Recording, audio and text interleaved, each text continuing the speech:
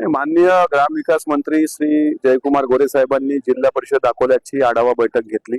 जिल्हा परिषद म्हटलं की सर्व आमदारांचा ग्रामीण भागाशी एक कनेक्शन असतं, ग्रामीण भागाशी त्यांचा दांडगा संपर्क असतो. जिल्ह्यातल्या शेतकऱ्यांच्या दृष्टीनं प्रश्न फार महत्वाचे असतात.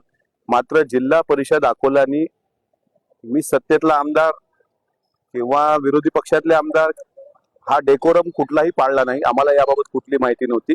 गोरे साहेबांच्या कार्यालयाने आमच्याशी संपर्क केला होता, त्याबद्दल मी खेद व्यक्त केलाय आणि जिल्हा परिषद सीओ मॅडमला मुख्यमंत्र्यांच्या स्तरावर आणि सभापती राम शिंदे साहेबांच्या स्तरावर मी त्याबद्दल जाब विचारेन. भाजपच्या पदाधिकाऱ्यांना कार्यकर्त्यांना या बैठकीला त्यांना प्रवेश होतात, त्यांना प्रश्न विचारण्याची पण मुभा होती.